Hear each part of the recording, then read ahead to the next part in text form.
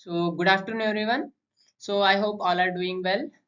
So, today we are going to start a new topic, that is relations and functions. So, which is very important for your CET boards as well as JEE mains and advanced. But mainly we are focusing on for boards as well as CET in this session. चलो शुरू करते हैं. So, relations and functions. So, before going to study relations, we have to know the Cartesian product of a sets. So, Cartesian product होता क्या है? So, first definition देख लेते हैं. So, let A and B two non-empty sets. दो non-empty sets है. The set of all order pairs A comma B such that first element, that is A, belongs to the set A and the element B belongs to the set B. This is nothing but the Cartesian product set A with set B. And हम denote कैसा कर सकते हैं इसको? That is the denote we will denote by A cross B. A cross B, we'll read it as A cross B. तो एक example देखते हैं. मान लो एक सेट है A that is containing the elements 1, 2 and one more set B that is containing some elements A, B. दो non empty sets है, तो हमें क्या फाइंड करना है? Cartesian product of these two sets. तो कैसा फाइंड करना है? That is A cross B is equals to. So जो ऑर्डर पेयर है, यहाँ पे जो फर्स्ट एलिमेंट है वो फर्स्ट सेट से है एंड जो सेकंड एलिमेंट है वो सेकंड सेट से है. मतलब जो ऑर्डर पेयर हम लिखेंगे वहां पे जो फर्स्ट एलिमेंट है वो फर्स्ट सेट से होना है एंड सेकंड एलिमेंट जो है सेकंड सेट से. ऐसा सभी कलेक्शंस, सभी के सभी कलेक्शंस, मतलब 1 कॉमा A आएगा, 1 कॉमा B आएगा, 2 कॉमा A आएगा, 2 कॉमा B आएगा. So this is nothing but a Cartesian product of two sets. I hope is it clear. चलो, so next relation. So relation होता क्या है? बहुत ही सिंपल है. फर्स्ट डेफिनेशन देख लेते हैं. So relation is nothing but a subset of a Cartesian product. एक सबसेट होता है. किसका सबसेट होता है? कार्टेशियन प्रोडक्ट का ही एक सबसेट रिलेशन होता है. समझ में आ रहा है? कार्टेशियन प्रोडक्ट का ही सबसेट रिलेशन होता है. तो relation R from A to B, relation R is a relation from A to B. तो हम ऐसा डिनोट कर सकते हैं. इसका मतलब क्या है? R is subset of A cross B. So जो हम डेफिनेशन में पढ़े हैं, similar way, that is the same thing. The mathematically we have wrote here, that is R is subset of A cross B. So next, if A comma B belongs to R, we see that A is related to B under the relation R. अगर A comma B जो order pair है वो relation R में lie कर रहा है, then we will say A and B are related under the relation R. and हम इसको लिख कैसे सकते हैं? A R B, that means A is related to B in the relation R. बहुत ही सिंपल है. ठीक है, तो ये तो पढ़ लिया कि ये रिलेशन होता क्या है. तो अभी नंबर ऑफ रिलेशंस कितने हो सकते हैं? मान लो एक सेट है, A सेट है. अगर A सेट में नंबर ऑफ एलिमेंट्स है कुछ m एंड और एक सेट है B, that is the number of elements in that set B is n, then the total number of relations कितने होते हैं? Then the total number of relations will be 2 power m into n. 2 power m is nothing but number of elements in the first set, n is nothing but the number of elements in the second set. So बहुत ही simple है number of relations find करने का. इस type का questions आपको CET में, नहीं तो आपके बोर्ड्स में एमसीक्यू में आ सकते हैं. ठीक है, that is 2 power m into n is the number of relations from set A to B. I hope is it clear. चलो नेक्स्ट. सो नेक्स्ट आता है domain of a relation. Domain of a relation बहुत ही simple है. Domain of a relation, so we will see the definition here. So अगर एक R relation है defined from A to B, A to B को defined है that relation R. तो जो भी ऑर्डर पेयर्स रहते, मान लो एक रिलेशन है R, मान लो यहाँ पे एलिमेंट्स है A comma B, A comma C, some B comma A and B comma some D. मान लो ऐसा कुछ रिलेशन डिफाइंड है. तो डोमेन क्या होता है? सभी ऑर्डर पेयर्स का, सभी ऑर्डर पेयर्स का first element, that means A, यहाँ पे A ऑलरेडी आ गया, तो B, यहाँ पे भी B. सो मतलब यहाँ पे डोमेन क्या होता है? Domain of this relation R, the domain of R is nothing but here A comma B. A comma B is nothing but the domain of relation R. मतलब ऑर्डर पेयर्स का, सभी order pairs का first element जो होता है वो होता है डोमेन. सिंपल है.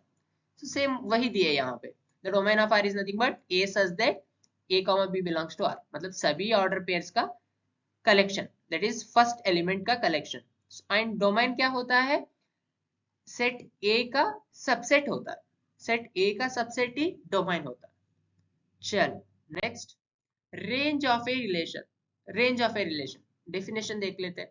Range of a relation is nothing but, अगर एक रिलेशन डिफाइंड है, मान लो एक रिलेशन डिफाइंड है, कहां से कहां तक, ए से लेकर बी तक, ए से लेकर बी तक। So let us assume R containing the order pairs some 1 a 1 b and 2 a 2 b। So this is the relation defined, रिलेशन के अंदर इतने एलिमेंट्स है। तो यहाँ पे रेंज क्या होता है, range is nothing but second element of each order pair. जो सेकेंड एलिमेंट्स है, यहाँ पे ए है, यहाँ पे बी है, ए है, बी है, तो रेंज क्या होता है, यहाँ पे रेंज क्या होता है। So range is nothing but here A comma B, A comma B is nothing but range, मतलब सभी ऑर्डर पेयर्स का जो सेकेंड एलिमेंट होता है उसका कलेक्शन ही रेंज होता है। समझ में आया?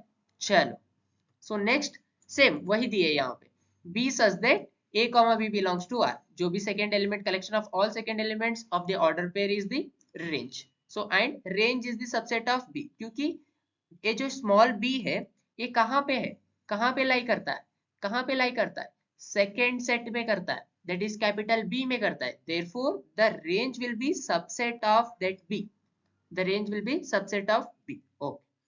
So next आता है relation on a set, मतलब relation on a set is nothing but relation defined है खुद के सेट के ऊपर ही, the relation from A to A itself, that is nothing but relation on A set. समझ में आ रहा है? रिलेशन ऑन ए सेट क्या होता है, खुद का सेट से ही वो रिलेट करता है, that is the relation on A set. उसके बाद आता है इनवर्स ऑफ ए रिलेशन, बहुत ही सिंपल है, हमने रिलेशन पढ़ लिया, अगर रिलेशन पढ़ लिया तो इनवर्स ऑफ ए रिलेशन बहुत ही आसान है, बहुत ही आसान। देखो डेफिनेशन देख लो, क्या है, A and B non non empty sets है, तो नॉन एम्प्टी सेट्स है, तो रिलेशन कैसा डिफाइन करते हैं हम, R is equals to A comma B such that A belongs to A, B belongs to B है, so this is the relation. ठीक है, ऐसे एलिमेंट्स है इसमें, तो आर इनवर्स में कैसे एलिमेंट्स होंगे, आर इनवर्स में कैसे एलिमेंट्स होंगे, तो ए ऑर्डर पे जो है वो रिवर्स हो जाएगा, simple. So that is nothing but B comma A such that B belongs to B, A belongs to A. ये जो लाई कर रहा है वो तो सेम सेट में, यहाँ पे जो आर में लाई कर रहा था बी कैपिटल बी में, यहाँ पे भी वहीं पे लाई करेगा, वहीं पे लाई करेगा। मतलब आर इनवर्स कहाँ से कहाँ लाई, कहाँ से कहाँ होता है, R inverse such that R inverse is nothing but B से लेकर ए तक, आर क्या था, ए से लेकर बी तक। सो सेम थिंग वही दिए यहाँ पे, अगर ए कॉमा बी आर में लाई कर रहा है तो इसका रिवर्स मतलब बी कॉमा ए जो है वो आर इनवर्स में लाई करेगा। समझ में आया? चलो so next, types of relations, कितने टाइप्स के रिलेशंस है, तो फर्स्ट वन इज वॉइड और एम्प्टी रिलेशन। वॉइड और एम्प्टी जो इसका वर्ड में ही है यहाँ पे, जो एम्प्टी रिलेशन मतलब रिलेशन में कुछ भी नहीं है, कुछ भी नहीं है तो रिलेशन कहाँ से होता है, होता है क्योंकि ऐसा कुछ मान लो कि फाई है, phi is subset of A cross B, so that is nothing but here empty relation. तो एक एग्जांपल देके समझते हैं इसको, मान लो एक रिलेशन है, रिलेशन है मान लो ये रिलेशन डिफाइंड है ए से लेकर बी तक, so relation is defined as A comma B such that A is less than B, A is less than B comma A belongs to A, B belongs to B है, ऐसा कुछ relation defined है। तो हम set ले लेते हैं ए is nothing but some 5, 6, 7 and set b is nothing but 1, 2, 3। तो b is less than a is less than b होना है, पर जो सारे एलिमेंट्स है a का वो सभी b का एलिमेंट से ज्यादा ही है, ज्यादा ही है, मतलब रिलेशन में कोई ऑर्डर पेयर्स नहीं आ रहा है, कोई ऑर्डर पेयर्स नहीं आ रहा है, मतलब r is equals to empty है, r empty है, that is nothing but 5। So this type of relations we will call as void or empty relation। समझ में आया सभी को? चलो सो नेक्स्ट आता है यूनिवर्सल रिलेशन। यूनिवर्सल मतलब जो कार्टेशियन प्रोडक्ट में जितने सभी पॉसिबल ऑर्डर पेयर्स है सभी के सभी रिलेशन में रहना है। तो उस टाइप के जो रिलेशंस होते हैं उसको हम यूनिवर्सल रिलेशन बोलते हैं। सो डेफिनेशन देख लो। So let A be a set then A cross B is subset of A cross B. मतलब जो कार्टेशियन प्रोडक्ट है वही इसका सबसेट है, मतलब सारे के सारे एलिमेंट्स इस रिलेशन में आ रहे हैं ऑर्डर पेयर, सारे के सारे order pair. I hope is it clear?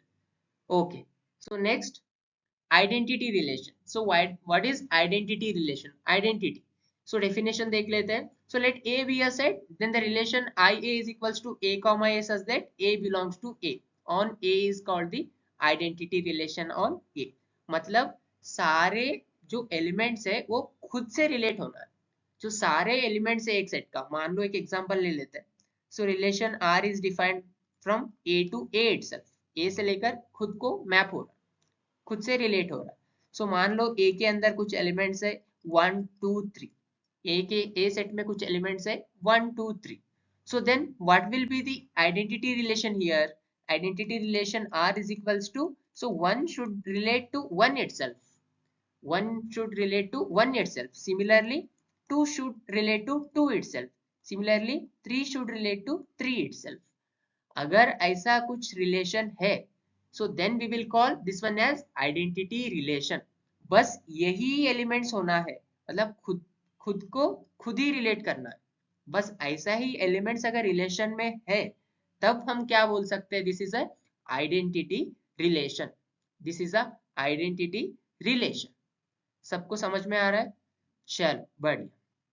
So next आता है, so next is reflexive relation. Reflexive relation, so reflexive relation का डेफिनेशन देख लेते हैं। So a relation on A set A is said to be reflexive if every element of A is related to itself. अरे sir, same जो हम last में पढ़े थे आइडेंटिटी रिलेशन, दोनों तो सेम ही है, सेम ही है। क्या डिफरेंस क्या है दोनों में? तो नाम क्यों अलग दिया? तो वहां पे आइडेंटिटी रिलेशन में जो है खुद का एलिमेंट का मैपिंग, मतलब खुद का एलिमेंट उसी से रिलेट होना। अगर ए है तो ए को ही रिलेट होना है, बाकी एलिमेंट्स नहीं आना है। अगर मान लो एक सेट है ये में 1 2 है तो रिलेशन में बस 1,1 2,2 ही आना है, 2,2 ही आना है। अगर बस ये दोनों ही है तब हम आइडेंटिटी रिलेशन बोल सकते हैं। इसको हम रिफ्लेक्सिव रिलेशन भी बोल सकते हैं। पर reflexive relation and identity relation में डिफरेंस क्या है? Reflexive relation and identity relation में डिफरेंस क्या है? क्या डिफरेंस है? मान लो और एक रिलेशन हम लिख देते हैं 1,1 2,2, मान लो और एक एलिमेंट है 1,2 भी है, इसमें 1,2 भी है। ये रिफ्लेक्सिव भी है, आइडेंटिटी भी है। ये रिफ्लेक्सिव तो है पर आइडेंटिटी नहीं है, क्योंकि 1,2 जो ऑर्डर पेयर है वो एक्स्ट्रा आ चुका है। आइडेंटिटी में बस खुद से खुद रिलेट होने का ऑर्डर पेयर ही होना है, पर रिफ्लेक्सिव में अगर ज्यादा भी ऑर्डर पेयर है तो चल जाएगा। समझ में आ रहा है? Okay, so next, thus R is reflexive, that implies A comma A belongs to R for all A belongs to E. So that is the same definition. So very important note point, every identity relation is reflexive but the converse is not true. सारे identity relations reflexive हो सकते हैं पर सारे reflexive relations identity relation नहीं होते। As you can see here this example, so this is identity relation, so it is reflexive. It is reflexive but it is not identity relation, so that is the converse is not true. In some cases this will possible, this is possible, but most of the cases this is not possible, so converse is not true. समझ में आया reflexive relation? Okay बढ़िया। चलो next है symmetric relation. Symmetric relation क्या होता है? Definition देख लेते हैं। So a relation R on A set A is said to be symmetric relation if and only if, अगर ए कॉमा बी जो एलिमेंट है वो रिलेशन आर में लाई कर रहा है, अगर A comma B order pair R में लाई कर रहा है तो उसका रिवर्स मतलब बी कॉमा ए भी इसमें लाई करना है। अगर a कॉमा बी इसमें लाई कर रहा है तो b कॉमा ए भी इसमें लाई करना है। So that is the symmetric relation. So example से देख लेते हैं। मान लो एक सेट है 1 2 3 है, 1 2 3 है। चलो रिलेशन में कुछ एलिमेंट्स ऐसा कुछ है, 1,2 है, 2,1 है, 3,1 है, ठीक है, 3,1 है। तो ये सिमेट्रिक रिलेशन होता है कि नहीं होता है? 1,2 है तो 2,1 है, ठीक है। इससे कुछ हमें यूज नहीं, मतलब इससे हमें कुछ मुश्किलात नहीं है, ठीक है। तो 1,2 प्रेजेंट है तो 2,1 भी है, ठीक है। 3,1 है पर 1,3 नहीं है, 1,3 इस रिलेशन में नहीं है, तो ये सिमेट्रिक नहीं होगा, ये सिमेट्रिक नहीं होगा। अगर इस रिलेशन में 3,1 नहीं होता तो ये सिमेट्रिक हो जाता। Is it clear? Symmetric relation कब हम बोल सकते हैं कि एक रिलेशन सिमेट्रिक रिलेशन है कि नहीं? ओके, बढ़िया। So next, transitive relation. So transitive relation क्या होता है? अगर ए सेट है, ए बी सेट, ये रिलेशन R on A is said to be transitive.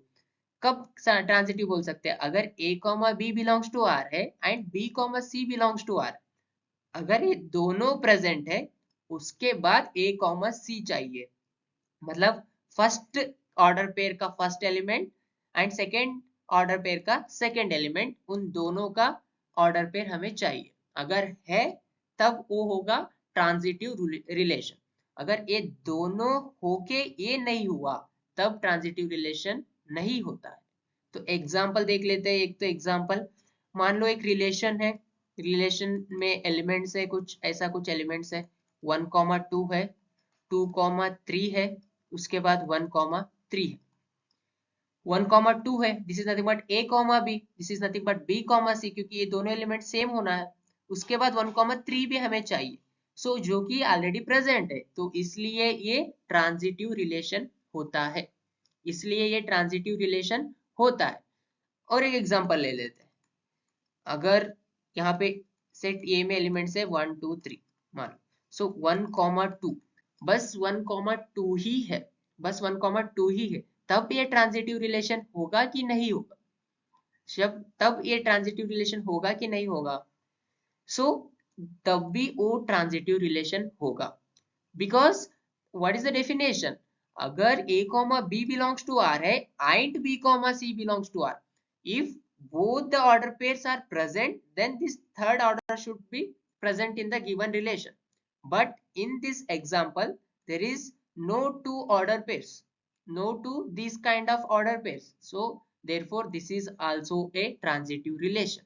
And one more point, note point you can say. So every empty relation is a transitive relation. Every empty relation is a transitive relation. I hope is it clear? चलो next, same thing, same दिया है जो वहां पे definition है, same thing यहाँ पे। चलो नेक्स्ट आता है इक्विवेलेंस रिलेशन। इक्विवेलेंस रिलेशन क्या होता है? अगर एक रिलेशन सिमेट्रिक भी है, ट्रांजिटिव भी है एंड रिफ्लेक्सिव भी है। अगर कोई एक रिलेशन जो है वो रिफ्लेक्सिव भी है, सिमेट्रिक भी है एंड ट्रांजिटिव भी है, अगर तीनों सेटिस्फाई कर रहा है, तब हम उस रिलेशन को इक्विवेलेंस रिलेशन बोल सकते हैं। मान लो एक एग्जांपल कंसिडर करके हम समझ लेते हैं। ए सेट है 1,2,3 है, रिलेशन डिफाइंड है कुछ इस तरह से 1,1 2,2 3,3। ए हो गया रिफ्लेक्सिव, क्योंकि रिफ्लेक्सिव क्या होता है? A comma A belongs to R, for all A belongs to A, satisfy है। उसके बाद सिमेट्रिक क्या होता है? अगर ए कॉमा बी प्रेजेंट है तब बी कॉमा ए भी होना चाहिए। मान लो 1,2 प्रेजेंट है तो 2,1 होना है, ए हो गया रिफ्लेक्सिव। मान लो यहाँ पे 1,2 है, उसके बाद 2,3 भी है, तो 2,3 है तो 3,2 भी चाहिए हमें, क्योंकि सिमेट्रिक होने के लिए। उसके बाद ट्रांजिटिव के लिए केस क्या बनता है? If a b belongs to r and b c belongs to r, then a c should also belongs to the r। मतलब यहाँ पे 1,2 है एंड 2,3 है, तो आपको क्या चाहिए? 1,3 भी चाहिए, 1,3 भी चाहिए, तो 1,3 भी ऐड कर लेते। अगर 1,3 आ गया तो 3,1 भी चाहिए, बिकॉज इक्विवेलेंस रिलेशन हम बना रहे तो सिमेट्रिक तो होना है। सिमेट्रिक के लिए क्या कंडीशन है? अगर 1,3 है तो 3,1 भी चाहिए, 3,1 भी चाहिए। और कुछ एलिमेंट्स पॉसिबल है, 3,2 है, 3,2 है एंड 2,1 है, 3,2 है एंड 3,2 है, तो इससे क्या आता है 3,1 आता है जो ऑलरेडी प्रेजेंट है. So therefore this is a equivalence relation because this is reflexive, symmetric as well as transitive relation. समझ में आया सभी को? चलो बढ़िया. सो नेक्स्ट, सो ये अब तक जो है वो टाइप्स ऑफ रिलेशंस हो गए. I hope is it clear to everyone, सबको समझ में आ गया जो जो टाइप्स है एंड रिलेशन क्या होता है, कार्टेशियन प्रोडक्ट क्या होता है. सो नाउ कितने नंबर ऑफ रिफ्लेक्सिव रिलेशंस होते हैं? अगर हमें कुछ रिलेशन डिफाइंड है, खुद का सेट से खुद को सेट को रिलेट है एक रिलेशन, अगर मान लो उस सेट में n एलिमेंट्स है, number of elements in that set are n, then the number of reflexive relations कितने होंगे? तो इस टाइप के क्वेश्चन जो है आपको सीईटी एंड जेई मेंस में, कभी कभी जेई मेंस में भी पूछा जा सकता है. सम प्रीवियस ईयर में एक दो बार इसके ऊपर क्वेश्चंस आ गए थे. इन चारों टॉपिक्स में से इक्विवेलेंस के ऊपर एक बार आया था शायद. एंड आपको बोर्ड्स में इसके ऊपर क्वेश्चंस नहीं आते, सीईटी एंड जेई मेंस में आ सकते हैं. So number of reflexive relations कितने होते हैं? सो that is nothing but 2 power n into n minus 1. 2 power n into n minus 1 is nothing but the total number of reflexive relation. ठीक है, उसके बाद total number of symmetric relation कितने होते हैं? That is 2 power n into n plus 1 upon 2. 2 power n into n plus 1 upon 2. तो इसको देख के कुछ याद आ रहा है आप लोगों को? कहीं कहीं सुना सुना देखा देखा लग रहा है ना? सो विच किसका फॉर्मूला है? So this is the sum of first n natural numbers. पता है ना, याद क्या भूल गए? 1 plus 2 plus 3 plus up to n है, तो sum of first n natural number is n into n plus 1 upon 2. याद है? अर्थमेटिक प्रोग्रेशन यूज करके हमने डिराइव किया था इसका फॉर्मूला. चलो बढ़िया. सो नेक्स्ट आता है number of reflexive and symmetric relation. कितने रिलेशंस होते हैं जो रिफ्लेक्सिव भी होना है, सिमेट्रिक भी होना है? That is nothing but 2 power n into n minus 1 upon 2 होता है. 2 power n into n minus 1 upon 2 होता है. That is the total number of reflexive and symmetric relation. Sir third one तो दिख नहीं रहा है कहीं पे, ट्रांजिटिव का. सो ट्रांजिटिव का ऐसा कुछ पर्टिकुलर फॉर्मूला नहीं है, तो उसके ऊपर से क्वेश्चंस भी नहीं आते. मतलब how many total number of transitive relations in this given relation, given set, तो इस टाइप के क्वेश्चंस नहीं आते ट्रांजिटिव के ऊपर. बट इक्विवेलेंस रिलेशंस के लिए हमें कुछ पैटर्न पता है, हमें फॉर्मूला पता नहीं है पर कुछ पैटर्न है. So we know the some pattern to find the number of equivalence relation. So मान लो a set is containing only one element. अगर एक सेट में एक ही एलिमेंट है, then the total number of equivalence relations are 1. So if n is equals to 2, then the total number of equivalence relations are 2. So a कैसा आ गया, 2 कैसा आ गया? So here 1 plus 1 is 2. So you have to understand the pattern here. So 1 plus 1 is 2. So if n is equals to 3, then you have to write this, whatever this value will be there. जो भी ये value है यहाँ पे starting में लिखते, जो भी ये लास्ट में वैल्यू है यहाँ पे स्टार्टिंग में लिखते. So then you have to add 2 plus 1, 2 plus 1 that is 3, 3 plus 2 that is 5. If n equals to 3, then the total number of equivalence relations are 5. Similarly, if n is equals to 4, if n is equals to 4, यहाँ पे 5 है तो starting में 5 लिखना है. 5 plus 2 is 7, 7 plus 3 is 10, 10 plus 5 is 15. So if n is equals to 4, that is the number of elements in the given set A is 4, then total number of equivalence relations are 15. Similarly, this pattern will go on. ठीक है, तो ऐसा ही आपको pattern बनाना है. मान लो exam में ऐसा कुछ पूछ लेंगे. So if a set A is containing the elements, the number of elements in the set A are some 6, then find the total number of equivalence relations. इस टाइप के क्वेश्चंस आपको आपके सीईटी में आ सकते हैं. तो आपको ये पैटर्न कंटिन्यू करना है. कैसा कंटिन्यू करना है? 15 लिखना है, 15 plus 5 20 हो जाएगा, 20 plus 7 27 हो जाएगा, 27 plus 10 37 हो जाएगा, 37 plus 15 कितना होगा? 52 होगा. सो सिमिलरली आपको ये 52 जो है n equals to 5 के लिए, उसलिए सेम पैटर्न आपको n equals to 6 के लिए भी आपको करना है. So these are very important for your KCET or else whatever the state CET and for JEE mains also. Okay, चलो रिलेशंस खत्म हो गया, अभी होगा फंक्शंस। जब रिलेशन होगा तभी तो फंक्शन होगा, तभी तो फंक्शन होगा। तो इसलिए हमने फर्स्ट में रिलेशंस पढ़ लिया। जब तक आपको रिलेशंस नहीं पता है तो फंक्शन के बारे में फंक्शन आपको समझ में नहीं आएगा। तो relation is important to find the like to study the functions. सो फंक्शंस क्या होता है, डेफिनेशन देख लेते हैं। सो बहुत ही सिंपल है फंक्शंस। डेफिनेशन से अच्छा मैं ऐसा ही एक एग्जांपल से समझा देता हूँ। सो मान लो एक सेट ए है विच कंटेनिंग द एलिमेंट्स, मान लो -2 -1 0 1 2, कुछ ऐसे एलिमेंट्स है। And there is one more set B which is containing the elements like 4 4 4 ले लो, -4 -3 -2 -1 0 1 2 3 and 4. So B is containing these kind of elements. So then, so अगर एक फंक्शन है, function को कैसा डिफाइन कर सकते हैं, f from a to b। इसको कैसा रीड कर सकते हैं, the function f from set a to b, मतलब a से b। ये जो है a से b को जा रहा है, समझ में आ रहा है। हम ऐसा लिख सकते हैं ना, y is equals to x square लिख सकते हैं।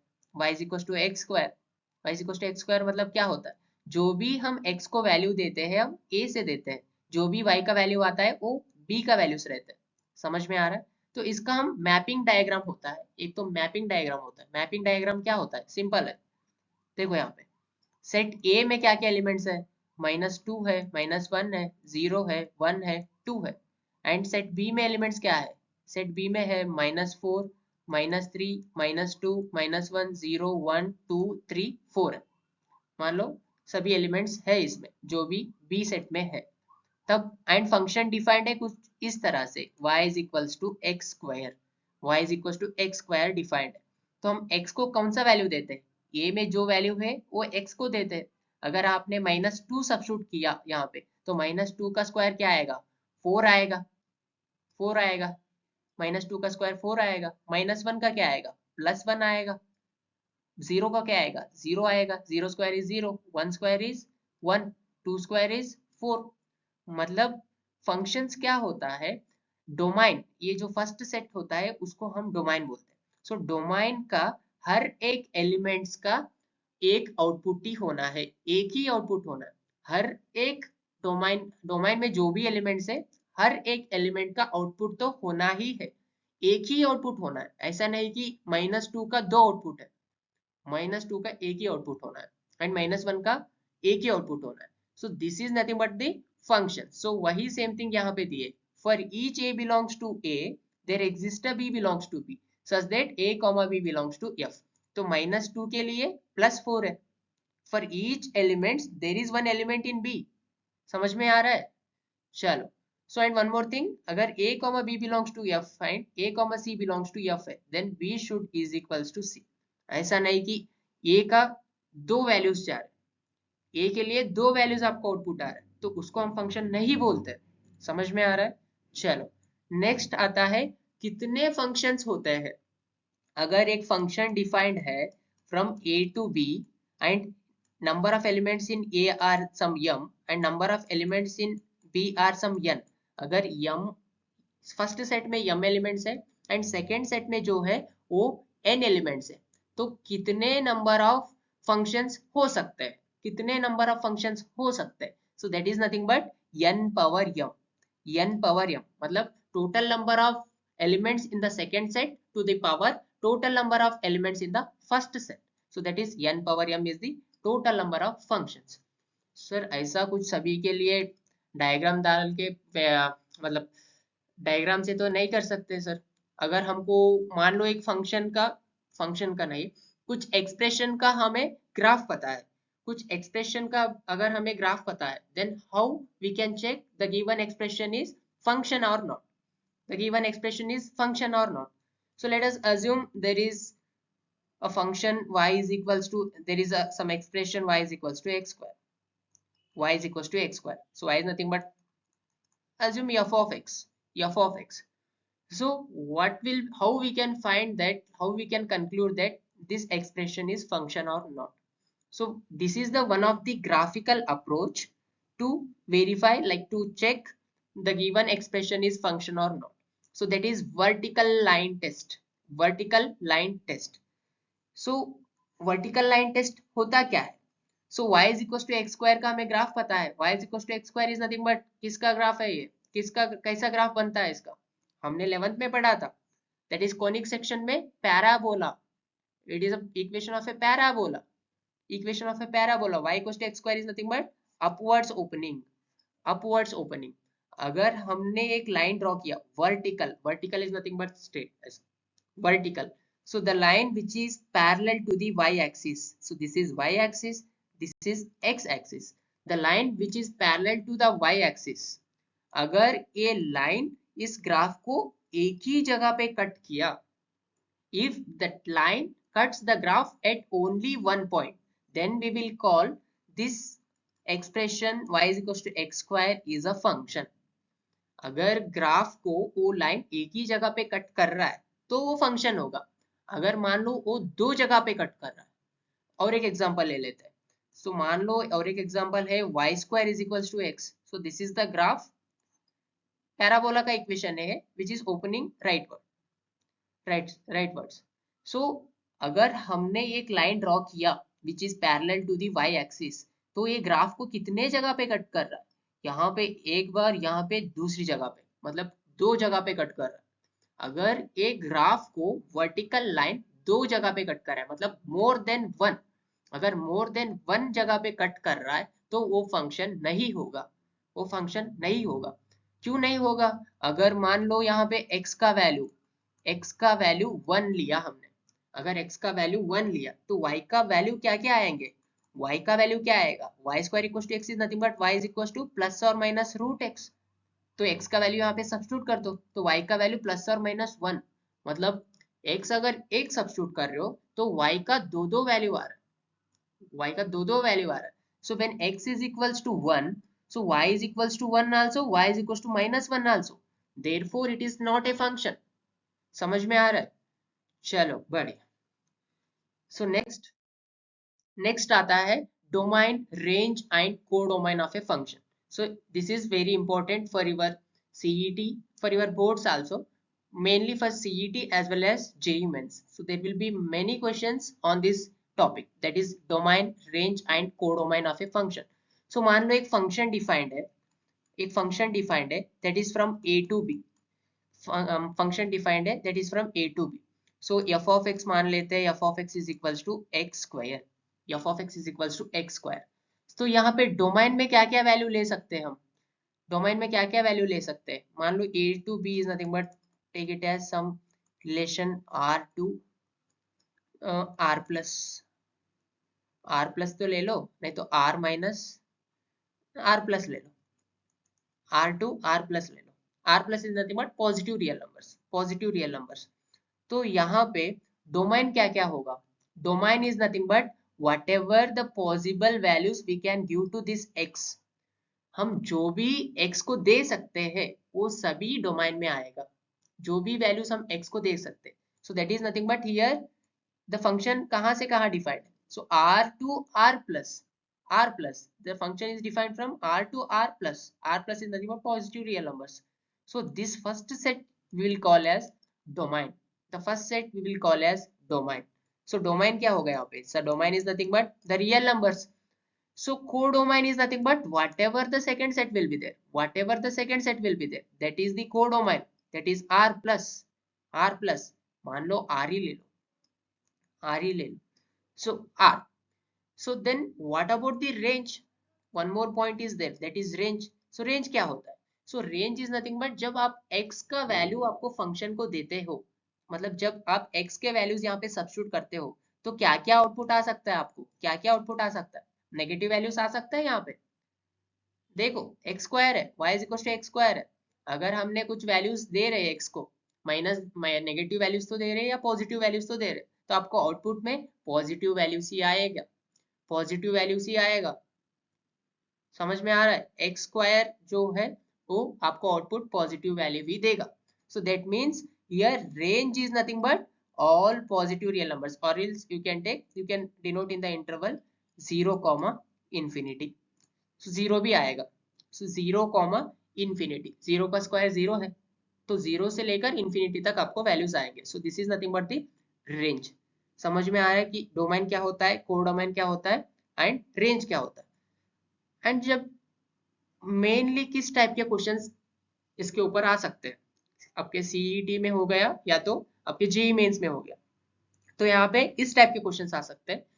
मान लो ऐसा कुछ दे देते हैं, सम एक्स स्क्वायर प्लस 2x+3, एक फंक्शन है एक्स स्क्वायर प्लस 2x+3। सो इसका रेंज फाइंड करो। मान लो यहाँ पे relation r to r, the function from real numbers to real numbers, the function from real numbers to real number defined a function. So then what about the domain? So what about the domain, मतलब हम x को क्या क्या value दे सकते हैं। so that is nothing but the domain।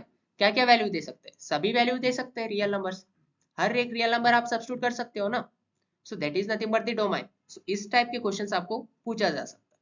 ठीक है, option में ऐसा कुछ ऑप्शन दे देंगे आपको कंफ्यूज करने के लिए। नेगेटिव रियल नंबर्स दे देंगे एक तो, उसके बाद एक तो आपको पॉजिटिव रियल नंबर्स दे देंगे 0 से लेकर इन्फिनिटी तक, और एक आपको पूरा होल रियल नंबर दे देंगे, उसके बाद एक तो इंटीजर दे देंगे।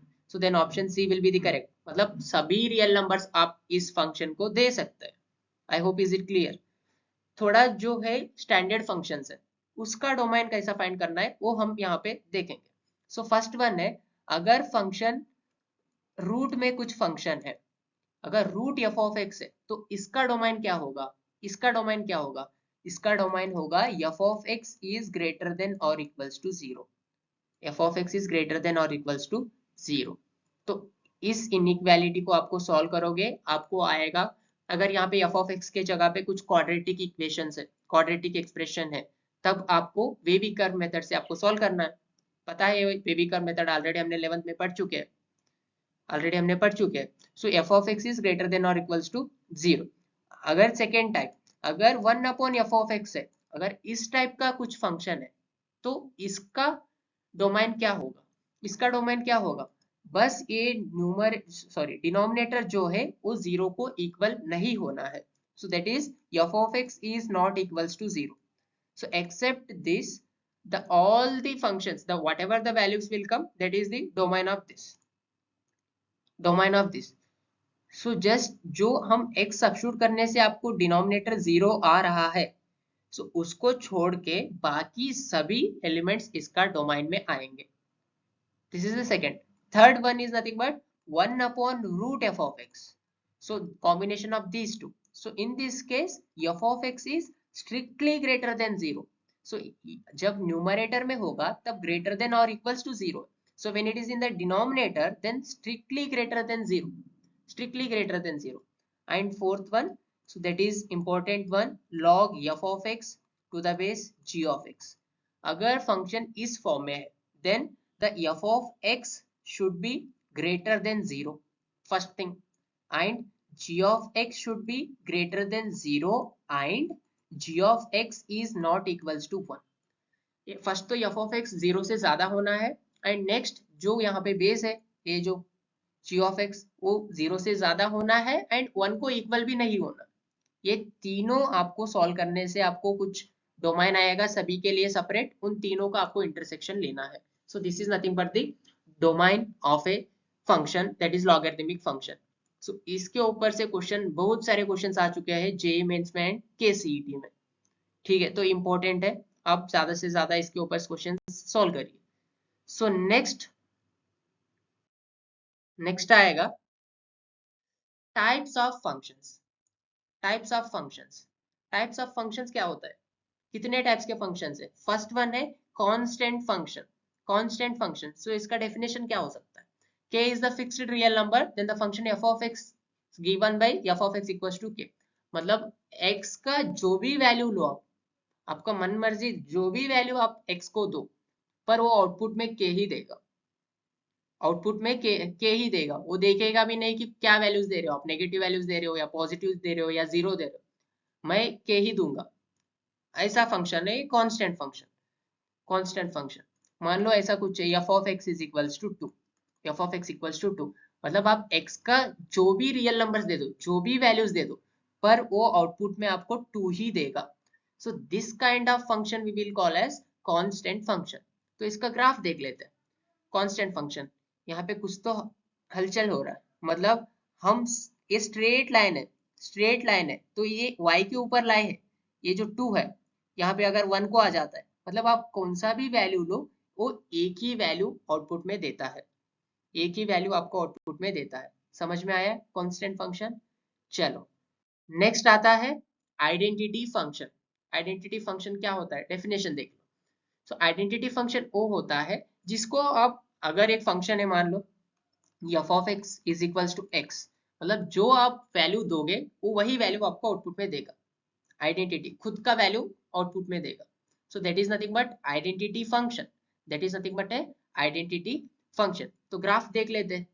आइडेंटिटी फंक्शन का ग्राफ क्या होता है? so this is the graph is nothing but y is equals to x वाला। so this is y is equals to x graph, मतलब जो वैल्यू x का दोगे वही आपको y का वैल्यू आएगा। Simple. Is it clear identity function? चलो सो नेक्स्ट आता है मॉडुलस फंक्शन।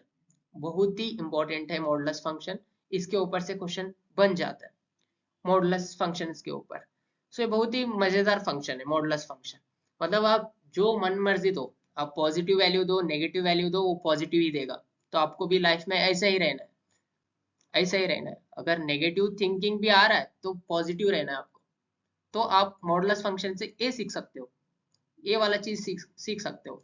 मान लो यहाँ पे x का वैल्यू नेगेटिव है, तब भी आपको आउटपुट में पॉजिटिव वैल्यू भी आएगा।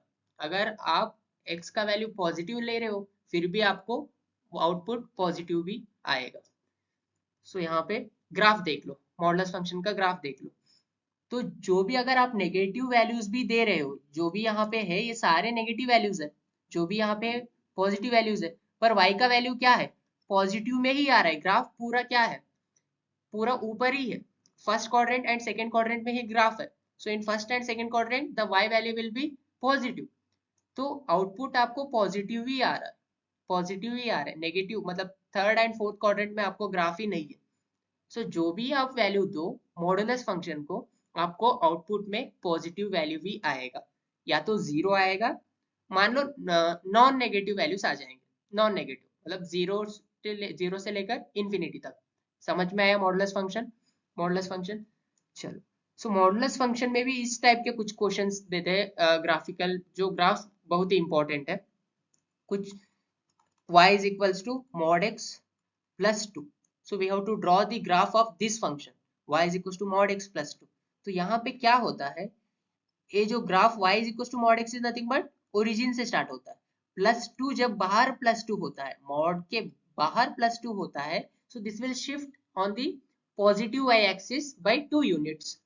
अगर प्लस 2 है, यहाँ पे 1 है, यहाँ पे 2 है, तो ऐसा ग्राफ आ जाएगा आपको। सिंपल है। अगर मॉड के बाहर है एंड प्लस है तो ऊपर जाएगा y पॉजिटिव y एक्सिस में, अगर माइनस है तो नेगेटिव y एक्सिस में चला जाएगा। Simple. And next y is equal to, अगर मॉड x प्लस 2 है, अगर मॉड में ही प्लस 2 है, मॉड में ही प्लस 2 है, तब क्या होगा, तब क्या होगा, जस्ट आपको एक वैल्यू फाइंड करना है, एक वैल्यू कंसिडर करना है कि x का क्या वैल्यू सब्स्टिट्यूट करने से आपको ये मॉडुलस वैल्यू जीरो होगा। सर x का -2 सब्स्टिट्यूट कर दो, -2 + 2 कैंसिल होके जीरो आ जाएगा। हाँ बस वही तो है। तो -2 कहाँ पे है, -2 यहाँ पे है। तो the graph will be something like this. So this is the graph of y is equal to mod of x plus 2। ये हो गया मॉड x प्लस 2, ये हो गया मॉड ऑफ x प्लस 2। यहाँ पे प्लस 2 जो है मॉड के बाहर है, यहाँ पे जो प्लस 2 है मॉड के अंदर ही। सो ग्राफ्स आर वेरी इंपॉर्टेंट। चलो सो नेक्स्ट आता है greatest integer function. Greatest integer function. सो ग्रेटेस्ट इंटीजर फंक्शन क्या होता है, आप जो भी आउटपुट, जो भी इनपुट दो, जो भी इनपुट दो, मैं आउटपुट में इंटीजर ही दूंगा। इस फंक्शन का वही है, जो भी आप इनपुट दे दो, नेगेटिव दो, पॉजिटिव रियल नंबर्स दो, कुछ भी दे दो, मैं आपको आउटपुट में इंटीजर ही दूंगा। पॉजिटिव भी दे सकता है, नेगेटिव भी दे सकता है, that is depend on the x value, that is depend on the x value. So for example function है f of x is equals to greatest integer of x, we will read it as greatest integer of x if x is equals to 0.5, if x is equals to 0.5, x equals to 0.5 कहाँ पे लाई करता है, यहाँ पे 0 हो गया, यहाँ पे 1 हो गया, 0.5 is nothing but somewhere here.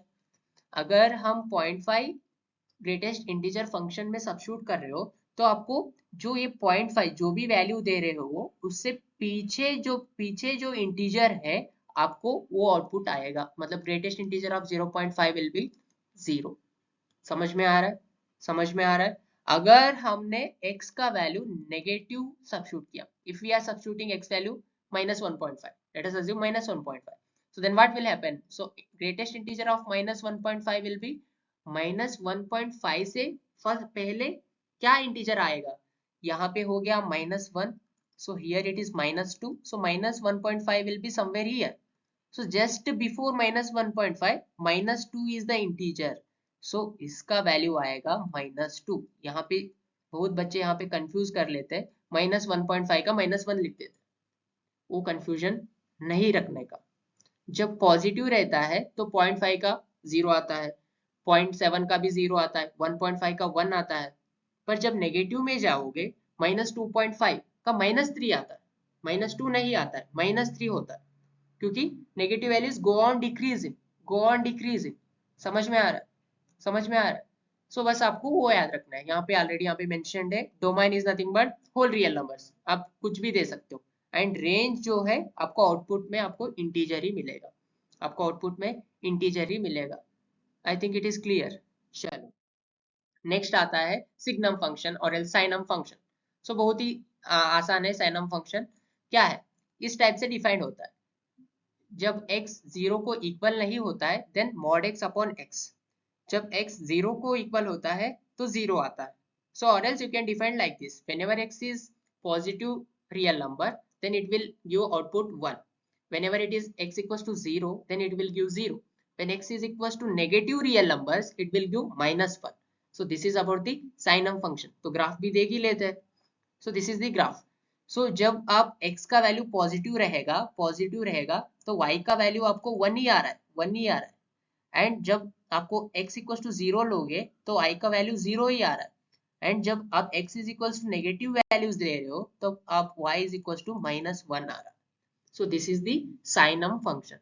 सभी को क्लियर है साइनम फंक्शन? चलो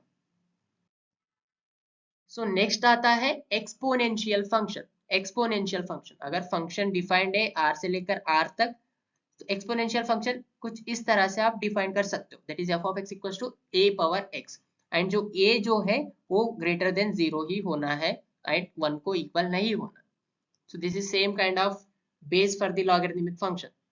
वहां पे भी सेम ऐसा ही कुछ लिए थे, तो यहाँ पे भी सेम a ग्रेटर देन 0 होना है, a नॉट इक्वल्स टू 1 होना है। अगर a का वैल्यू 0 से 1 लाई कर रहा है, अगर a का वैल्यू 0 से 1 लाई कर रहा है, so the graph will change like this, ऐसा कुछ दिखेगा। सो it is changing in the value of x here. So a एक फिक्स वैल्यू लिए है, मान लो 1/2 लिए है, 1/2 लेके x का वैल्यू को वेरी कर रहा है, so the graph will change this like this. So this is exponential function whenever a is lying between 0 to 1। अगर सर a ज्यादा होगा 1 से, तब क्या होगा, तब क्या होगा, कुछ इस टाइप का फंक्शन आएगा आपको। whenever a is greater than 1 then the graph will something like this, something like this। I hope is it clear, the exponential function, the graph of the exponential function। okay, last वाला that is logarithmic function। logarithmic function, so logarithmic function में ये क्या define, मतलब a greater than 0, जो भी base है वो 0 से ज्यादा होना है एंड 1 को इक्वल नहीं होना है, and this x is always positive, जो हमने logarithmic function का डोमेन में पढ़ा था। अभी अभी 2-3 स्लाइड्स के पीछे पढ़े थे कि जब हम डोमेन रिवाइज करवा रहे थे, समझ में आया। So this is the graph of the logarithmic function. सभी को समझ में आया types of functions and like not the types of functions mainly here. So standard functions, you can say standard functions. So next आता है types of functions, so which are very important for your boards as well as for your KCET or else whatever the state CETs and for JEE means। so इसके ऊपर question आता ही है, इसके ऊपर question आता ही है। सो 1-1 फंक्शन, 1-1, सो नाम में ही है 1-1, मतलब एक का आउटपुट एक ही होना है, दैट इज यूनिक आउटपुट। सो 1 1 को हम बहुत ही आसान वे से समझ लेंगे मैपिंग डायग्राम से। मैपिंग डायग्राम से एक ए है, बी है, फंक्शन डिफाइंड है इस तरह से यफ। सो मान लो यहाँ पे एलिमेंट्स है 0 1 2 3 एंड यहाँ पे एलिमेंट्स है 0 1 4 एंड 9, 0 1 4 एंड 9। तो फंक्शन कुछ इस तरह से डिफाइंड है F of x equals to x square, F of x equals to x square. तो अगर x का वैल्यू हमने 0 सब्स्टिट्यूट किया तो y का वैल्यू क्या आएगा, 0 ही आएगा। अगर हमने 1 सब्स्टिट्यूट किया तो 1 आएगा, 2 सब्स्टिट्यूट किया तो 4 आएगा, अगर 3 सब्स्टिट्यूट करोगे तो 9 आएगा। Here, as you can observe, so for each input there is unique output, unique distinct output, unique distinct output। एक ही आउटपुट है वो भी डिस्टिंक्ट है। ऐसा नहीं कि 0 का आउटपुट भी 1 ही आ रहा है एंड 1 का आउटपुट भी 1 ही आ रहा है। 0 का आउटपुट 0 है, 1 का आउटपुट 1 है। समझ में आ रहा है 1 1 फंक्शन में क्या डिफरेंस होता है। यहाँ पे हर एक जो भी एलिमेंट्स इन डोमेन है सभी का आपको आउटपुट तो चाहिए ही, पर एक ही आउटपुट चाहिए, वो भी आपको यूनिक आउटपुट चाहिए, यूनिक डिस्टिंक्ट आउटपुट। एक ही आउटपुट चाहिए वो भी डिस्टिंक्ट होना है। ऐसा नहीं कि एक का आउटपुट भी 2 आ रहा है, 2 का आउटपुट भी 2 आ रहा है, नहीं। एक का आउटपुट 1 आ रहा है तो 2 का आउटपुट 2 3 कुछ और आना है, एक को छोड़ के कुछ और आना है। So as you can see here, if a is not equals to b, that means f of a should not is equals to f of e for all a comma b belongs to a। अगर a and b equal नहीं है then f of a and f of b also not f of a and f of b भी equal नहीं होना। Simple है। अगर f of a and f of b दोनों equal है तब a b भी इक्वल होना चाहिए। So this is about the 1 1 function. This is about the 1 1 function.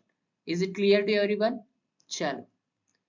So this is the simple mapping diagram whatever we have drawn here, the same kind of thing. Next, methods to verify the function is 1 1 or not। हम अगर एक function, किसी ने एक function दे दिया तो बोल दिए कि ये 1 1 है कि नहीं बता दो, तो कैसा फाइंड करना है, there are 3 methods. First one is horizontal line test, that is graphical method.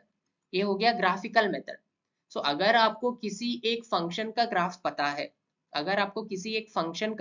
है, तब आप हॉरिजॉन्टल लाइन टेस्ट से बता सकते हो कि वो फंक्शन 1 1 है कि नहीं।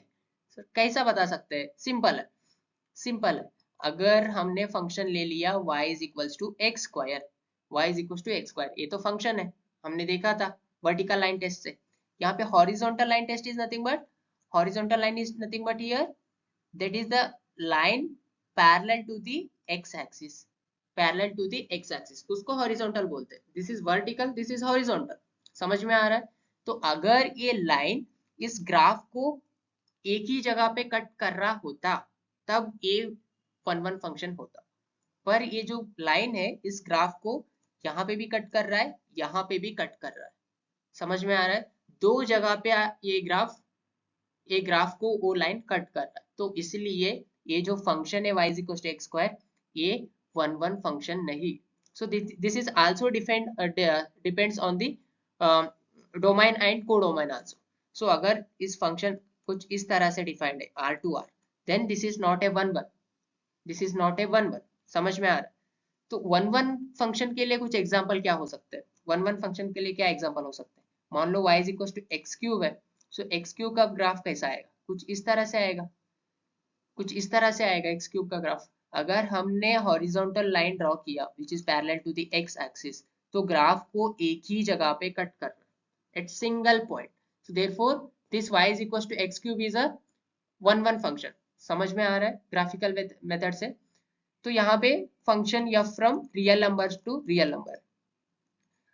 अगर y is equal to x square ही फंक्शन है पर डोमेन एंड रेंज में कुछ चेंजेस है, तब ये 1 1 होगा कि नहीं होगा। एक बार होगा। कैसा होगा, फंक्शन अगर डिफाइंड है 0 टू इंफिनिटी से लेकर 0 टू इंफिनिटी, अगर डोमेन एंड कोडोमेन दोनों नॉन नेगेटिव रियल नंबर्स है, तब ये क्या होगा, 1 1 होगा। तो ग्राफ कैसा आएगा, बस पॉजिटिव वैल्यू के लिए ऐसा कुछ ग्राफ आएगा। That is the y is equals to x square का graph when the domain and codomain is this. अगर हमने हॉरिजॉन्टल लाइन ड्रॉ किया तो ग्राफ को लाइन एक ही जगह पे कट कर रहा है, therefore it is a one function. So we have to observe the domain as well as codomain. So mainly the domain. अगर किसी फंक्शन के लिए कोडोमाइन या डोमाइन नहीं दिए तो उसका मतलब होता है real number two real number. So it's depend on the functions. अगर ट्रिग्नोमेट्री का है so whatever the trigonometric domain and codomain will be we will take. So inverse trigonometric का खुद का होता है, लॉगरिथमिक का खुद का होता है, सेम थिंग. ठीक है, चलो this is the first thing, that is by graphical method to verify the function is 1 or not. So second one क्या है? Second one is nothing but by definition. By definition. So definition से कैसा कर सकते हैं हम? Definition से कैसा कर सकते हैं हम? अगर एक फंक्शन आपको दिया हुआ है, अगर एक फंक्शन दिया हुआ है 2x plus 1, ये फंक्शन आपको बताना है कि ये 1 है कि नहीं. तो आपको फर्स्ट आपको फाइंड करना है, मान लो x1, x2 belongs to r है, तो फंक्शन डिफाइंड है कुछ r टू r, ऐसा कुछ डिफाइंड है. तो हम दो एलिमेंट्स आपको उठाना है r से, रियल नंबर से, दैट इज द डोमेन से. तो उसके बाद आपको फाइंड करना है f of x1. तो f of x1 क्या होगा? x के जगह पे x1 सब्स्टिट्यूट कर दो, सो that is nothing but 2x1 plus 1. And what about f of x2? x के जगह पे x2 सब्स्टिट्यूट कर दो, x के जगह पे x2 सब्स्टिट्यूट कर दो. हमने डेफिनेशन पढ़ा था, क्या पढ़ा था? अगर f of a and f of b equal है, that implies a and b भी इक्वल होना है, तब a 1 होगा. तो हम इस दोनों को इक्वल करेंगे, f of x1 is equals to f of x2 करेंगे, तो क्या होगा? 2x1 plus 1 is equals to 2x2 plus 1. So plus 1 cancel हो गया, 2 कैंसिल हो गया, x1 equals to x2. जब f of x1 equals to f of x2 है, तब हमको x1 equals to x2 मिल रहा है. Therefore this is a 1 function. समझ में आ रहा है बाय डेफिनेशन कैसा आपको शो करना है कि फंक्शन 1 है कि नहीं. चल, so last method that is monotonicity. So maximum जो फंक्शंस है हम उसके लिए मोनोटोनिसिटी ही यूज करते हैं, क्योंकि हर एक फंक्शन का आपको ग्राफ नहीं आता, कॉम्प्लिकेटेड है तो ग्राफ नहीं आता, बट मोनोटोनिसिटी से आप इजीली आप फाइंड कर सकते हो कि वो फंक्शन 1 है कि नहीं. कैसा फाइंड कर सकते हैं? अगर एक फंक्शन है y is equals to f of x, एक फंक्शन है, अगर f dash of x greater than और इक्वल्स टू 0 है सभी x वैल्यूज के लिए, for all x belongs to the domain, then अगर x belongs to सभी x belongs to x के लिए f dash of x greater than और इक्वल्स टू 0 है, तब वो फंक्शन 1 होगा. सिंपल. अगर सभी वैल्यू के लिए अगर function f dash of x less than और इक्वल्स टू 0, अगर सभी के लिए अगर नॉन नेगेटिव तो है तभी भी 1 होगा, अगर सभी x के लिए उसका डेरिवेटिव अगर नेगेटिव है या नॉन पॉजिटिव है तभी भी वो फंक्शन 1 होगा. तो मान लो यहाँ पे एक फंक्शन है 2x plus 1 है, 2x plus 1 है, 2x plus 1 का क्या होगा? डिफरेंशिएशन क्या होगा? मान लो यहाँ पे 2x plus 1 y is equals to x cube function है, y is equals to x cube function है, तो इसका डेरिवेटिव क्या होगा? y dash is equals to 3x square होगा. सो 3x स्क्वायर जो है हर हमेशा ग्रेटर देन और इक्वल्स टू 0 ही होता है. जो भी आप x का वैल्यू ले लो, ये ग्रेटर देन और इक्वल्स टू 0 ही आता है. समझ में आ रहा है? चल, अगर हमने और एक फंक्शन ले लिया y is equals to x square, तब क्या होगा? अगर इसको डिफरेंशिएट किए तो आपको 2x मिल रहा है. अगर हमने x का वैल्यू पॉजिटिव सब्स्टिट्यूट किया तब y डैश ग्रेटर देन और इक्वल टू 0 आएगा. अगर हमने x का वैल्यू नेगेटिव सब्स्टिट्यूट किया तब आपको y डैश लेस देन और इक्वल टू 0 आएगा. हमें क्या चाहिए? सभी डोमेन के एलिमेंट्स के लिए पॉजिटिव तो चाहिए f डैश ऑफ x, नहीं तो नेगेटिव तो चाहिए.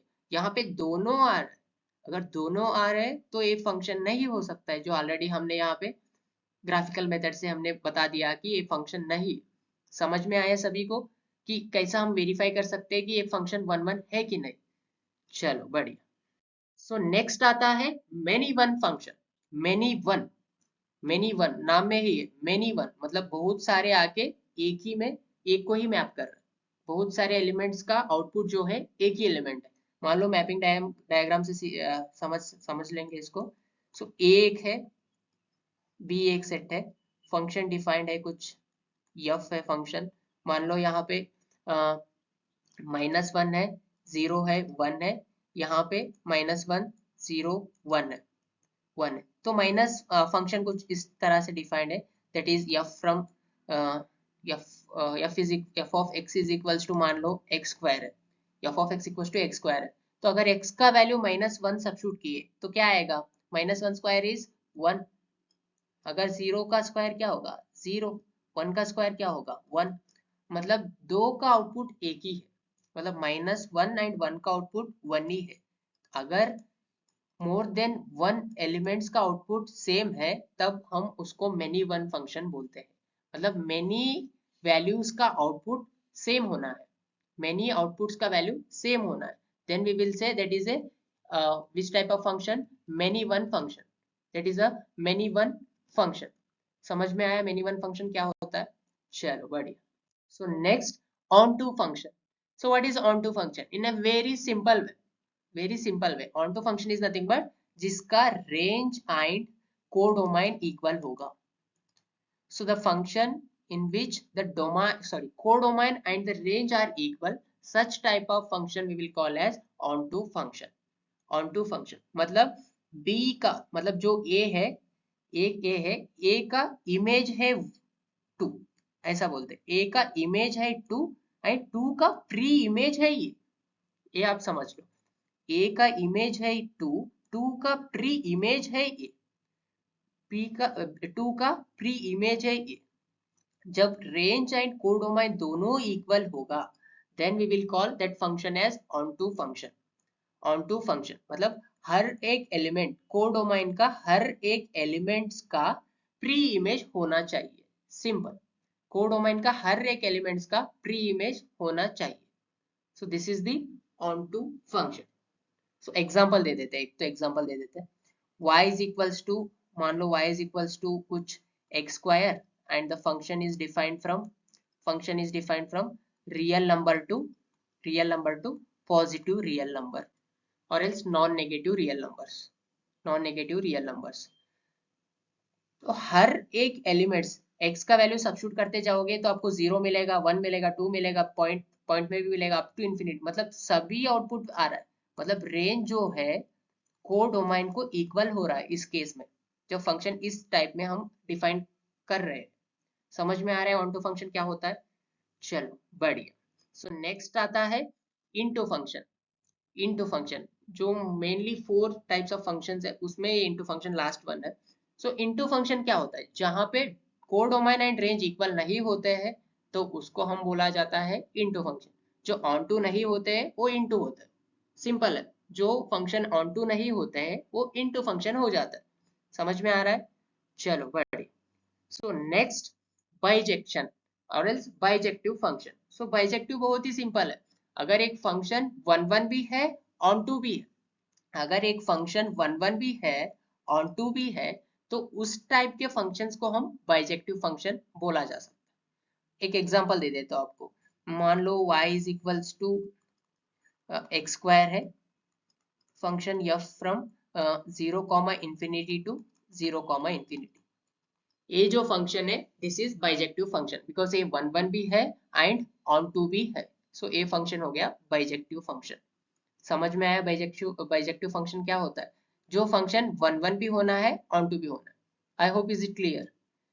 ओके, चलो next. So this is the most important topic, one of the most important topics for your CET and JEE mains. So boards में आपको इसके ऊपर से क्वेश्चन नहीं आएगा, वो तो क्लियर है, पर आपको जेई मेंस में एंड सीईटी में इसके ऊपर से क्वेश्चंस आ सकते हैं, तो आपको ये याद रखना है। सो क्या दिए? If f is the function defined from a to b, एक तो फंक्शन f है जो कि a से लेकर b तक डिफाइंड है, and number of elements in the first set are m and number of elements in the second set are n। So they have given the number of elements in the first set and the number of elements in the second set. Then the number of 1 1 function. So how many 1 1 functions possible from A to B. So that is nothing but it's depend on the number of elements in the domain and codomain. If the number of elements in the domain is more than the number of elements in the codomain, then the number of 1 functions are 0. 1 functions of 0. So here we can see by using the diagram here. So A and B. So for example, A is containing some elements 1, 2, 3 and B is containing some elements 1, 2.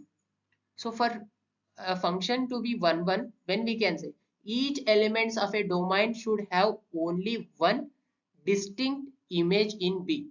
So if 1 is mapping to 1, 2 is mapping to 2, then there is left out one value, that is 3. So 3 can't map to 2, then this function will not become a 1, 1. So whenever the number of elements in the domain is more than the codomain, then there are no 1, 1 functions are possible. Is it clear this point? Sure. So next one, कब अगर number of elements in the codomain is greater than or equals to number of elements in the domain, then NPM पढ़े हो ना, permutation and combination 11th में. NPM क्या होता है? That is n factorial upon n minus m factorials. So these many number of 1, 1 functions are possible if n is greater than or equals to m. I hope is it clear. So next one, the number of many one functions. If m is greater than n, then n power m will be total number of many one functions. If n is greater than or equals to m, then n power m minus npm is the total number of many one functions. So you have to remember these all four. So third one, number of onto functions. The number of onto function, if n is greater than m, then number of onto functions are 0. अगर मान लो जो कोडोमाइन है उसमें ज्यादा elements है and domain में कम ही elements है, तो ये इसको मैप करेगा, इसको मैप करेगा, एक बच रहा है ना, तो अगर एक बच रहा है तो उसका प्री इमेज ही नहीं बन सकता. So in that case, the codomain is not equals to range. Therefore, the total number of onto functions will be 0. So next, if m is greater than or equals to n, then this is the formula to calculate total number of onto function. That is summation r equals to 1 to n minus 1 power n minus r ncr. This is the combination r power m. r क्या है? r कहाँ तक लेना है? ncr है, तो r n तक लेना है. n r equals to 1, r equals to 2, r equals to 3 up to r equals to n तक लेना है. समझ में आ रहा है? Okay. So last one, the number of bijective function. अगर फर्स्ट सेट में डोमाइन में m एलिमेंट्स है एंड डोमाइन में n एलिमेंट्स है एंड दोनों इक्वल नहीं है, तब आपको total number of bijective function will be 0. अगर दोनों में इक्वल नंबर ऑफ एलिमेंट्स है तो आपको m factorial is the m factorial or else n factorial you can say, because n and m are equal here. So for example 1, 2, 3 है, 2 and 3 है. अगर हमने कुछ ऐसा ड्रॉ किया, सो ए ऑन टू होगा क्योंकि हर एक कोडोमाइन का प्री इमेज है, पर ये 1, 1 नहीं होगा क्योंकि 1 and 2 का आउटपुट सेम है. तो अगर number of elements in the domain and codomain are not equal, then there are not possibility of bijective function. So therefore, for bijective function, the number of elements in the domain and codomain should be equal. Then the total number of bijective function will be m factorial. So these are the most important topics for your entrance exams. So next, even and odd function. बहुत ही simple है even and odd functions. तो कब हम एक function को even function बोल सकते हैं एंड कब हम एक फंक्शन को ऑड फंक्शन बोल सकते हैं. इवन इज नथिंग बट अगर f of minus x equal to f of x है, तब हम उस फंक्शन को इवन बोल सकते हैं. For example f of x equal to x square.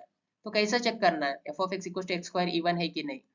तो firstly given f of x equal to x square, x का प्लेस पे आप माइनस x सब्स्टिट्यूट करो तो क्या आएगा? f ऑफ माइनस x क्या आ रहा है? Minus x square. तो माइनस एक्स का स्क्वायर क्या होगा? एक्स स्क्वायर ही होगा. मतलब f of x and f of minus x दोनों इक्वल आ रहा है. X square he.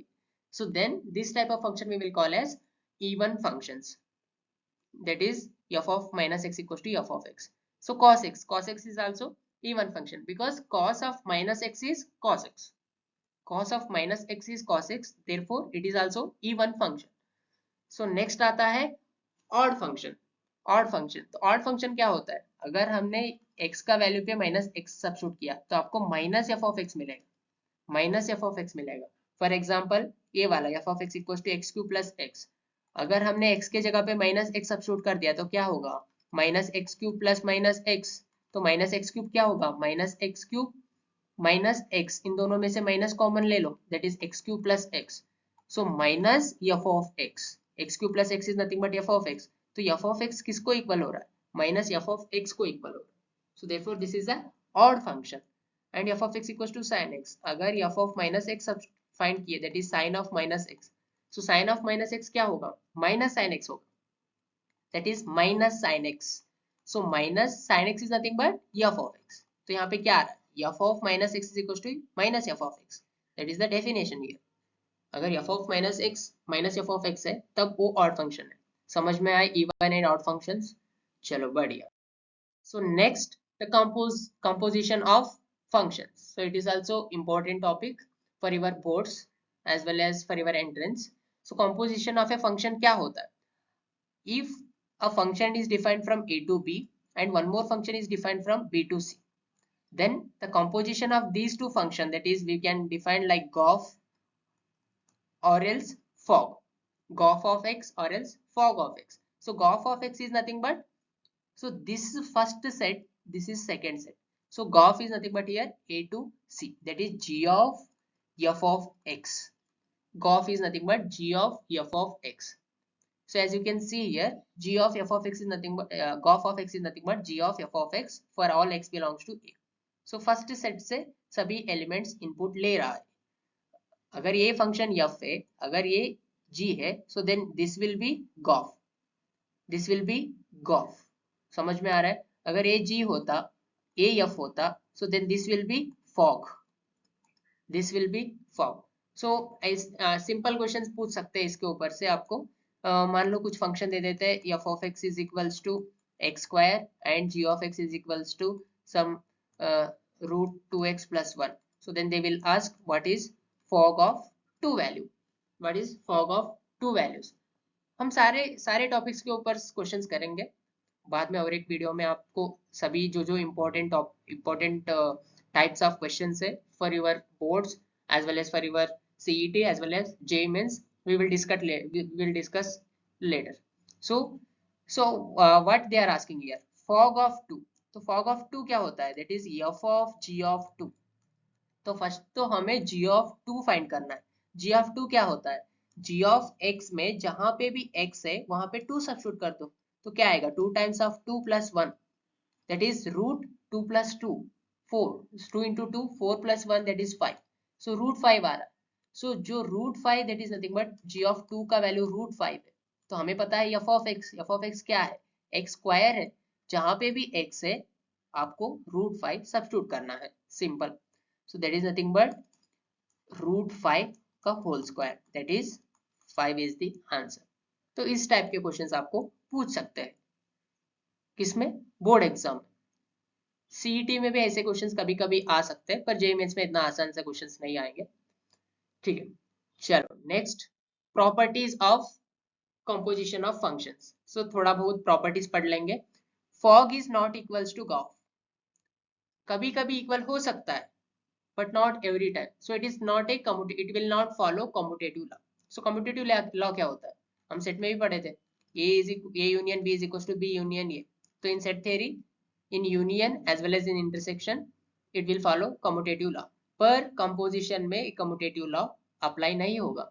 fog of x and gof of x का वैल्यू सेम नहीं आएंगे. समझ में आ रहा है, this is the first property.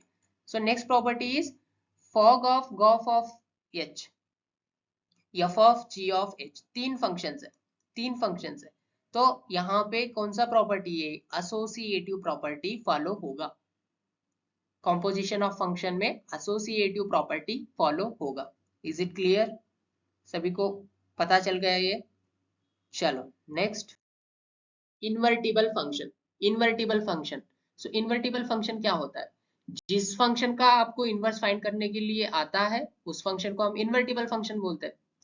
समझ में आ रहा है? जो भी फंक्शन ले लो, y is equal to f of x एक फंक्शन है, अगर हमें इसका इनवर्स फाइंड करने आ रहा है तो उस टाइप के फंक्शन को हम इन्वर्टिबल फंक्शन बोल सकते हैं।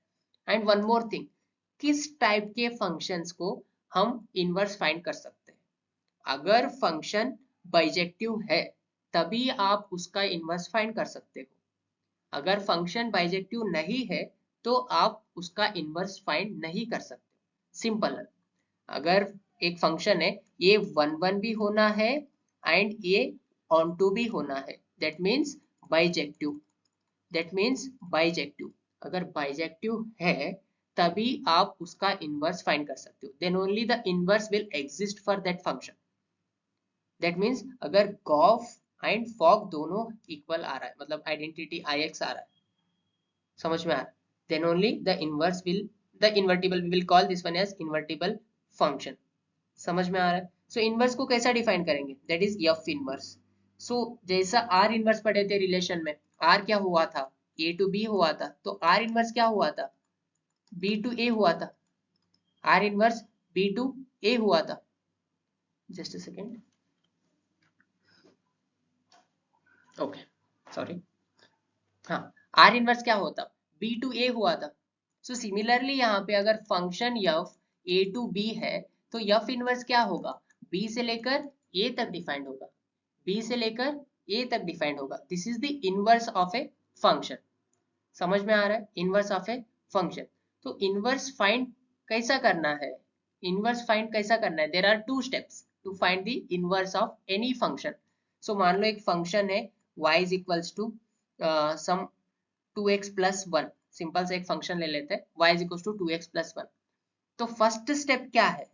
स्टेप वन क्या है? इस फंक्शन जो है उसको कैसा लिखना है? x in terms of y लिखना है। मतलब x is equals to something in terms of y। x equals to something in terms of y मतलब x लेफ्ट साइड में रहना है, बाकी जो भी है वो राइट साइड में भेजना है। That is the first step to find the inverse of any function. So that is here 2x equals to y minus 1 हो जाएगा। So x equals to y minus 1 upon 2 हो जाएगा। तो किस फॉर्म में कन्वर्ट हो गया? x equals to something in terms of y में आ गया। So this is the first step. So second step बहुत ही आसान है, बहुत ही आसान है। क्या करना है? एक्स वाई को इंटरचेंज करना है। That is simple. सो जहां पे x है y लिख दो, जहां पे y है x लिख दो। सो x minus 1 upon 2 is the inverse of 2x plus 1। समझ में आया सभी को? बहुत आसान है। फर्स्ट स्टेप में क्या होता है? x को इन टर्म्स ऑफ y में लिखना है, जो कि हमने यहाँ पे लिख दिया। सेकेंड स्टेप में क्या होता है? x एंड y को इंटरचेंज करना है, रिप्लेस करना है। y जहाँ पे x लिखना है, x जहाँ पे है y लिखना है। ये हो गया उसका इनवर्स। समझ में आया सभी को? बहुत ही आसान है। चलो थोड़ा ओके, इसके ऊपर से क्वेश्चंस हम नेक्स्ट क्लास में डिस्कस करेंगे। Okay, thank you for joining. अगर क्लास आपको अच्छा लगा तो लाइक एंड सब्सक्राइब कर दीजिए। चलो मिलते हैं नेक्स्ट वीडियो में। Thank you, bye bye.